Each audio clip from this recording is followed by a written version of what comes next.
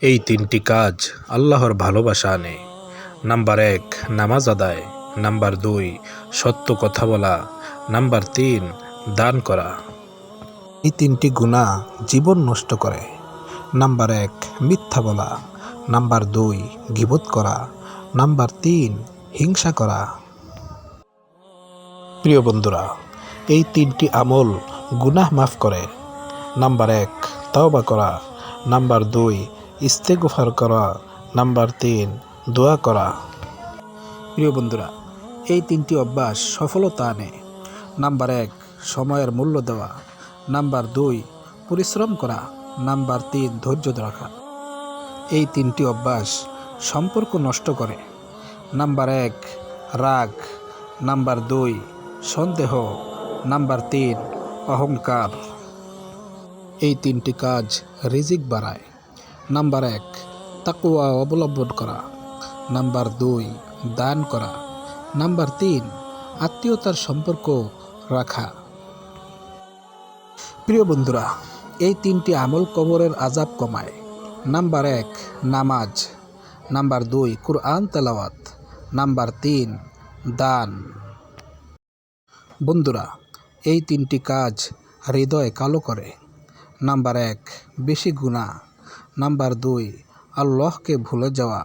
Number ৩, খারাপ সঙ্গ।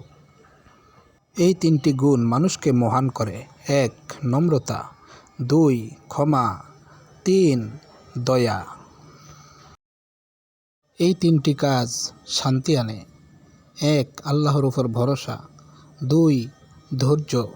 ৩, সন্তুষ্টি। এই তিনটি অভ্যাস ব্যর্থতা আনে। ১, অলসতা। ২, সময় নষ্ট। ৩, অজুহাত। প্রিয় বন্ধুরা, এই তিনটি কাজ জান্নাতের পথ খুলে। ১, সালাম দেওয়া। ২, খাবার খাওয়ানো। ৩, রাতে নামাজ। এই তিনটি কাজ বরকত আনে। ১, হালাল উপার্জন। ২, আল্লাহর স্মরণ। ৩, কৃতজ্ঞতা।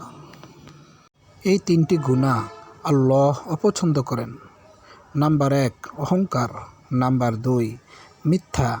নাম্বার ৩, জুলুম। প্রিয় বন্ধুরা, এই তিনটি গুণ সফল মুসলিমের পরিচয়। নাম্বার ১, সততা। নাম্বার ২, আমানতদারি। নাম্বার ৩, ধৈর্য। এই তিনটি আমল হৃদয় নরম করে। নাম্বার ১, কুরআন পড়া। নাম্বার ২, জিকির করা। নাম্বার ৩, মৃত্যুর কথা স্মরণ করা। আল্লাহ রাব্বুল আলামিন আমাদের সবাইকে এই ভিডিও থেকে শিক্ষা নিয়ে আমল করার তৌফিক দান করুন। আমিন। ভিডিওটি যদি ভালো লাগে প্লিজ সাবস্ক্রাইব করুন।